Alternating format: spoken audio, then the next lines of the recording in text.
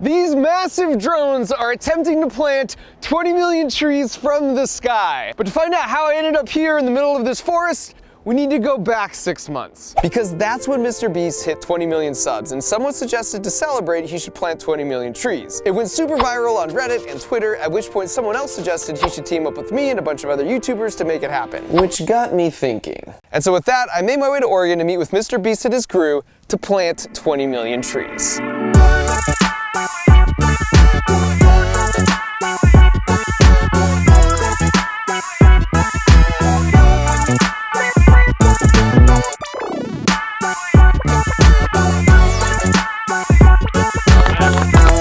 One down, 19,999,999 more to go. Yeah!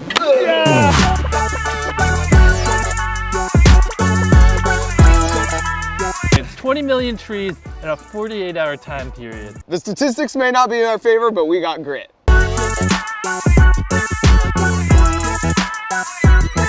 Worm! Worm! Abort! Abort! Save it, save it. These guys are talking a big game, like they know what they're doing, but I'm gonna go do an impromptu pull test. First of all, I don't love the angle. Can I just say that off the bat? No. Oh no. Oh. Wow! Oh, no. Okay, so this is an Oregon white oak.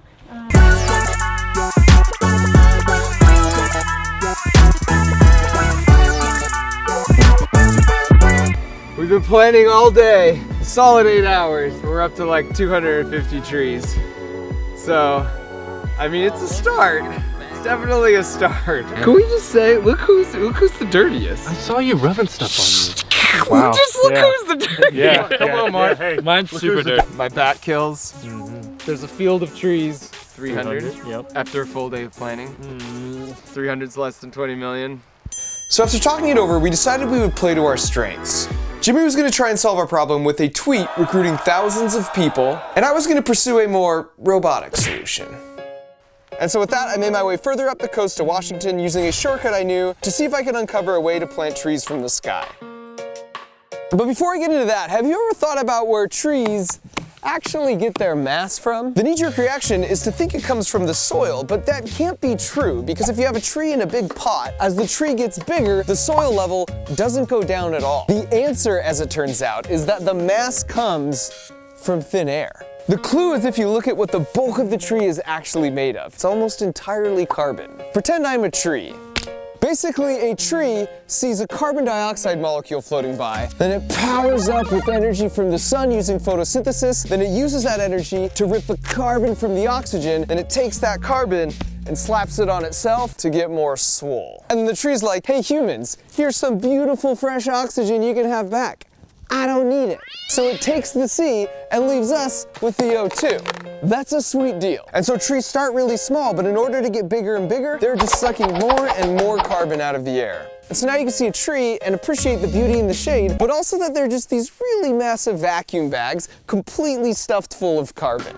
And so I was in Washington to meet with some people who had a crazy idea that just might be the key to helping Mr. Beast and I plant those 20 million carbon vacuums. What's up? Their company's called DroneSeed and they're only about 4 years old, and their idea is to use these massive drones to plant trees from the sky. They do this in 2 steps. First, they send out a smaller recon drone that uses lasers to create a 3D map of the terrain, and then from that they use software to find all the best spots to drop the trees to maximize their survivability. And then they create a flight path for each of the drones to fly autonomously. Then you load up the drone with a bunch of these seed pucks that you will drop from the sky. And their design is super clever too, because in each puck, represented by a hockey puck in this case, there's a special cocktail of around 6 seeds specifically chosen for the area where they're planting. And then you have nutrients, sort of like a fertilizer, that will help the seed grow and keep it from drying out. And then because you don't want a bunch of squirrels or mice just making a buffet out of all the seeds you drop, you need some way to condition them to give the whole experience just a 1-star review. So ghost peppers, they're an olfactory and gustatory deterrent, which means if you eat it, you know, the obvious reaction, and on the way out it's the same thing. Yeah, and gustatory is the euphemism for on the way out. I ate Taco Bell last night and had some gustatory issues as well. And then once you secure the puck dropper to the drone, it's time to fly. Light the fires, kick the tires.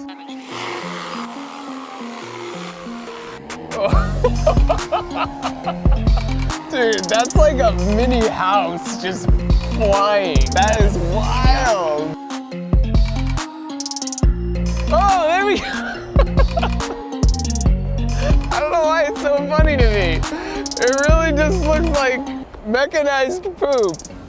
In some ways, this sort of like mimics Mother Nature, right? Because like a bird eats a seed, it flies, it poops it, and there's like nourishment around that seed, right? Yes, that's exactly what it is. It's biomimicry. And this is brutal terrain. You wouldn't be wanting to walk down in here. So to be able to access this from the sky is a really big deal. After wildfires, we used to rely on Mother Nature to do reforestation for us, but due to some factors related to climate change, 40% of the time now, we're seeing tall shrubs grow back instead of big old trees that can literally suck up tons of carbon. And that's an example where drones are perfect because they can get in right away and start planting trees in the smoldering remains where it's too dangerous for humans to be on the ground. Even with only 3 drones, you can reforest an area 6 times faster than a normal planting crew. If you can nail a fleet like this with just 3, you could just scale this up. You can imagine the potential where, you know, you have a swarm of 100 drones. The work Drone Seed is doing is awesome. It gives me so much hope when I see people use really cool technology to solve really big problems. But they're still fine-tuning their system before they massively scale up. So they just aren't going to be able to help us plant the 20 million trees in time. Which is why we've been talking with all our YouTube creator friends for the past 5 months. And we decided if we were actually gonna plant 20 million trees by 2020, we would need to bring the entire YouTube community together on this. I'm stoked. Let's plant some trees. I'm so excited. It could be one of the craziest things that YouTube has ever seen. Just so many people. We could end up with too many trees. We're calling it Team Trees, and we went through a bunch of different options on how to pull this off, and eventually settled on working with the Arbor Day Foundation. They're the longest running, most well-respected tree planting nonprofit, and we made a deal with them that for every $1 we give them, they would plant 1 tree. It's basically magic, and I had to prove that to my buddy Thomas. Here's $1. I'm gonna call my buddy Zach King here. Zach King, ooh la la. Oh, hi, Mark. Hey Zach, we've got $1 for you. Oh, okay. So you're gonna take the $1, put it in some dirt, and then pull. Ooh. And you get a tree. Oh, wow. Pretty slick. And so despite mine and Mr. Beast's best effort, we need your help. Because to plant 20 million trees, we're really looking to raise $20 million. That's just an insane goal, especially when you only have 2 short months to pull it off. But starting today, you're gonna see the entire YouTube community come together on this like you've never seen before. For 20 million trees, I am so in. Proud members of Team Trees, we're filming a music video. Don't get all way. I will plant at least a couple of trees. The reason I'm most excited about this is it feels like the end of Power Rangers when they would all assemble into the big thing and fight stuff together and do good. This will absolutely be historic, and we need you on Team Trees. This is our chance to end this decade on a super strong note. It's a constructive way to tell the policymakers that this generation and our community on YouTube truly cares about the environment. It's basically all of us joining together to give a massive fist bump to frickin' Mother Earth. I personally will be planting 50,000 trees by donating $50,000. But that's still way less than 20 million, so join me and Mr. Beast and all your favorite YouTube creators by clicking that blue button right over there and planting as many trees as you can afford right now. We honestly need you. If you're a working adult, consider how many trees you're willing to plant to send a message. If you're a kid, talk to your parents about this. Get creative and do some chores to earn some money. Ask for some freaking trees for Christmas. You can pick up 20 littered soda cans and then recycle them, and that's literally 1 more tree that will exist in the world than if you wouldn't have done that. This is all hands on deck, so either click that blue button or go to teamtrees.org and turn your dollars into trees. And then for like the next 2 months, make sure you like and double tap and retweet anything having to do with Team Trees and harass your favorite creators to join if they somehow haven't already. And so now, in exchange for joining Team Trees, if you've ever wondered how we really know climate change is occurring, stick with me for 2 minutes.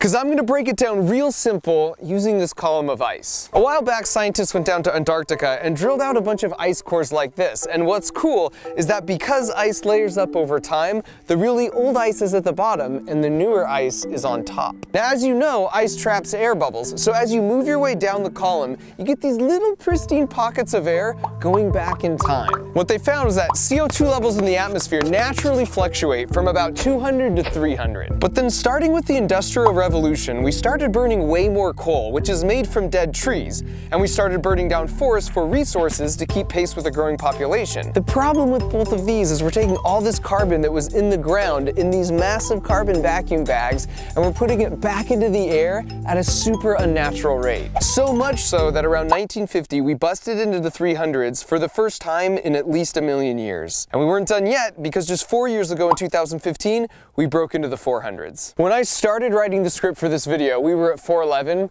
Today we're at 412. And this is the actual current data from NASA's excellent website, which does a great job laying out all the data they've gathered on climate change. A lot of my old friends at NASA played a role in collecting this data. Now here's the punchline and why all of this matters. If you independently look at average temperature over the past million years and then overlay it with average CO2 in the atmosphere, they match up pretty much exactly. So this relatively sudden spike of all the CO2 in the air is not a good thing. And sure enough, right now, we are consistently breaking the hottest month on Earth records, which has a lot of knock-on effects, which will start snowballing unless we can band together and reverse the trend. And it's important to note with regards to Team Trees that 20 million trees by 2020 isn't going to cure climate change, but it's a step in the right direction and a constructive, positive way to send the message that we see the science and we care. So thanks for watching, and thanks for doing your part to make a difference. I am so stoked.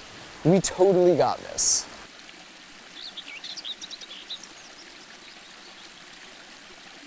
I want to give a massive shout out to Wix, who supported the making of this video. I warned them that this was going to be the worst converting ad read in history because I was going to send everyone away to donate before I got to this part. So to the 5 of you that made it this far, please make a mental note in your brain right here under the Wix category that says they're one of the good guys. And I love them, and I've been using them for several years now, not just because they're good humans that care about the earth, but because they have the best platform for making beautiful websites quickly and efficiently. To demonstrate how efficient it is to use all the drag and drop tools, I recreated the Team Trees website from scratch. As you can see, I can delete or select and resize or drag any element on the page. And then you could always preview to see how things would look to a visitor on your site. I'm using the Wix payment feature here, which is also super user-friendly to set up. There are plenty of other built-in options as well, like putting a social feed on your site. And if you want to get real fancy, Corvid by Wix lets you create super customized elements. Think of all the trees you could save if you could just tell people to visit your website instead of printing out paper brochures. So to create your own personal Wix website, go to wix.com/go/Mark Rober or use the link in the video description.